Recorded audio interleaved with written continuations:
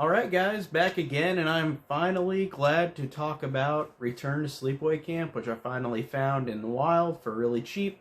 And I've never seen this before. It's not available on streaming anywhere. It's like $80 used on Amazon.com. It's ridiculously overpriced. I guess this was low quantity, and it's not released anywhere on streaming, so this really is a movie that you have to really go out and try to find out in the wild, because I don't want to spend $80 on it. And especially after watching the movie, I definitely didn't want to spend $80. So, Return to Sleepaway Camp, Robert Hiltzik comes back and directs this movie. He ignores Sleepaway Camp 2 and 3 for some reason. Like a lot of horror directors do. They just kind of ignore films for some reason. Not really a good reason. I guess he didn't like the way that Sleepaway Camp 2 and 3 went in terms of humor, which I think is kind of weird because Sleepaway Camp 1 is so hilarious as well. I felt like it fit in with Sleepaway Camp 2 and 3 with the humor. But he just was like, fuck it, let's ignore 2 and 3. Let's just do a sequel to my movie. And we've got a movie that, man, I hate to say this. I hate it because I really do love the first 3. But I hated this movie. This movie was so awful. I did not like really much about this. I'll give it a couple positives. Some of the kills were fun. There was a kill where somebody gets like impaled with a broomstick like through their head into the back of their head. I thought that was pretty awesome. And there is a kill that was my favorite in the movie where this sassy girl, like that's basically what this character is. She's just really sassy and mean to Alan, who's the main character of the movie. But she gets killed by sitting in her bed. And the killer puts spikes on the bottom of the bed because it's a bunk bed. Jumps on top of the bunk bed and squashes her, and you see blood go everywhere. It's really funny. I thought it was a really good kill. And that's where my positives really end. Oh, actually, wait, hold on. I liked the last minute of the movie. I'll give it that. I liked the last minute of the movie. Besides that, this movie was fucking terrible. I could not stand it. Like, looking at this movie compared to, like, if you look at the first Sleepaway Camp compared to 2 and 3, like, 2 and 3 are definitely more campier, even though Sleepaway Camp 1 has so much humor in it as well. This one tries to be the first movie again, replicates shots.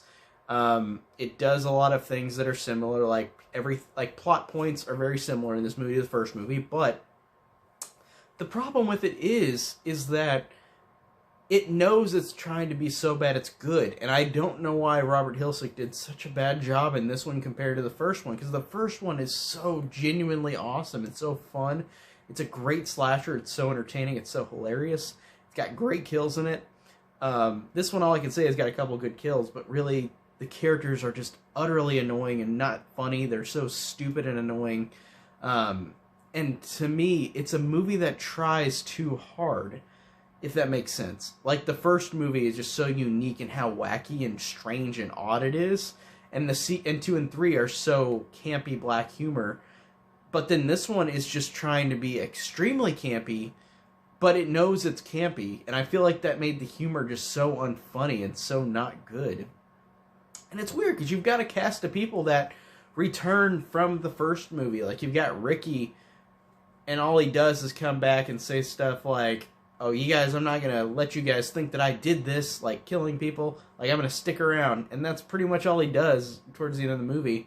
And then you've got, I forgot what the main guy was in the first movie, where, like, he was one of the camp counselors. But he's in it, and he's older now. And then you've got Robert Hiltzik himself playing, like, the camp leader. Like, the guy who why am I blanking on the term? The guy who controls the whole camp. But he's like in the movie a lot. And I thought that Robert Hiltzik was fine in it. He was just playing a jerk to everybody, but it was kind of funny. But yeah, you've got Robert Hiltzik actually acting in the movie. And then you've got, like I said, you got Ricky, you've got that old camp counselor, and then Robert Hiltzik, the director, is acting in the movie. And you do have another thing that, like, I won't say if you haven't seen the movie, because I feel like it is a good, like, even though it's extremely obvious where it's going to go by the end of the movie, I liked the ending and I liked what they did in it. if that makes sense. Again, it's such an obvious spoiler, but I don't want to spoil it. If you have not seen the movie or don't know the movie, I went into this movie knowing who the killer was and what the twist was at the end. No way was it as good as the first one, but I felt like it was entertaining for the last minute, but really it didn't do anything different, and it wasn't entertaining besides the last like minute because of actor brought in.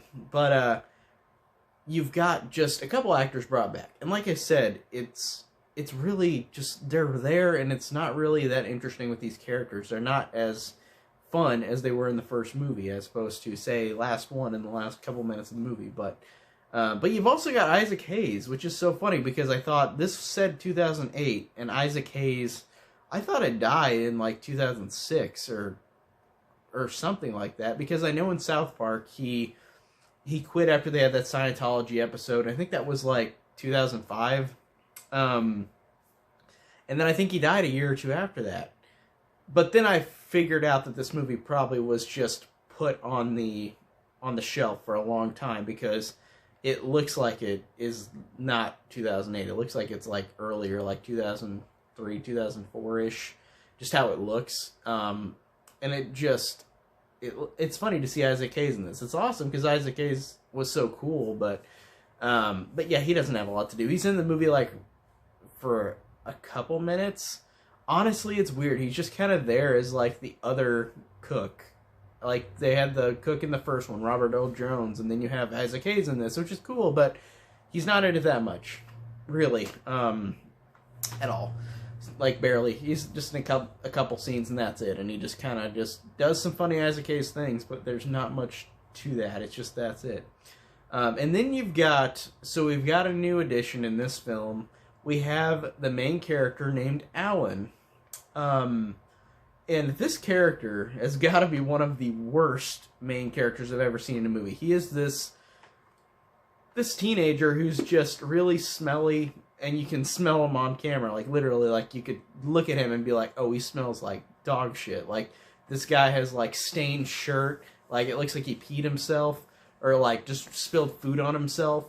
And this character is one of the most obnoxious and most annoying characters I've ever seen in a movie. This character is atrocious. Looking at what this character does. So this character is a bully, I guess.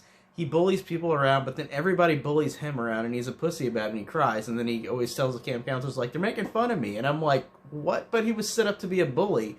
Why is everybody treating him like a bully to him? Like, I don't understand that. And the acting is just so terrible from this kid. I feel bad, but, like, it's so bad.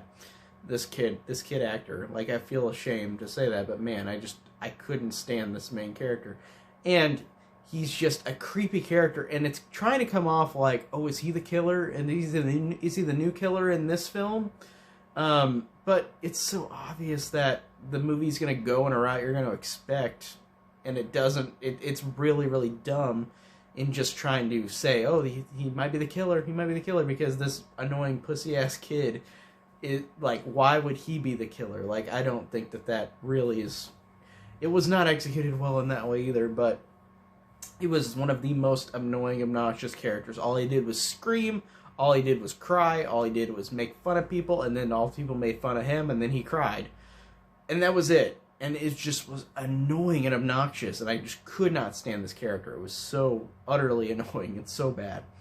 And like I said, the gore in this is fine. Like, it's fun. Like I said, that kill with the bed was fun. I thought the kill with, like I said, the broom was fun. There's a kill where this guy is tied to a tree and gets his penis pulled off by a rope. That was kind of funny. The kills were funny, but I just feel like they were just so few and far between that the rest of the movie was just so annoying, and I could not stand it. I really hate that I'm negative about this movie because I love the first three. But man, this one just, it was such a sour experience watching this. And also, I'm going to come truthful on this. So this I bought. And then we have the disc in here that did not work. The disc would play up until an hour and 9 minutes. And it was an hour and 26-minute movie. So I went to get it buffed out, like the disc buffed out. And then it still didn't work. And then I found another way to watch it. But it took me like a day and a half just to watch this movie because it was it was like it was telling me this movie is so bad. And I didn't even like the movie really up to that point, up to the hour 15-minute mark, or hour 9-minute mark. But then, of course, this did not work, and then I had to find another way to watch it. And then whenever I finished it, I was like, that was a waste of time and effort to spend all that time. I mean, I guess it wasn't a full waste of time and effort because I am a completionist. I do want to see these franchises in full because this one, no matter how bad it was, I still wanted to say I've seen it. And I've been wanting to see it for years because, like I said, I just am just so interested in a movie. If somebody says it's bad, I might be like, oh, I'll watch it and maybe I might like it. It was not the case for this one, unfortunately. Because there's a lot of horror movies that I love that people hate, like Exorcist 2. Love that movie. People hate it. This is not an example of that. I could not stand this movie for the most part. I thought it was terrible. With a terrible main character, it was really just a copy of the first movie in a lot of ways.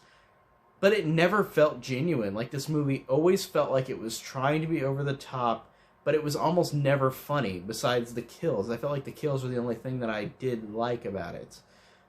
In the last, like, minute of the movie. Like I said, I'm not going to spoil it, but it's so obvious with this movie what you're going to see at the end of the movie. Really, seriously. But I still would see it in that way, like, if you're a completionist of it, but I still think it's awful and terrible, with a couple fun kills. Really, that's all I could say. Like, I still partially recommend it, I guess, if you're a fan of the series, if you want to be a completionist like I am. But to be fair, that's like saying, oh, if you're a completionist, of course you're going to watch this. So I guess why am I recommending it, to be fair? But, yeah, pretty bad. Really did not like Return to Sleepaway Camp. I do want to see Sleepaway Camp for the Survivor, the bits that they have released. I know that it's not a full movie, but I should see that one. I'll probably try to review that one eventually, but as of now, we had this one. So, it's yay, I guess. And that's it, I guess. Let's finish this off by saying, like I said, I didn't like this movie. That was pretty bad. So that's it for Return to Sleepaway Camp. I'm so glad I finally got to review it after a couple of years. So thank you guys for watching.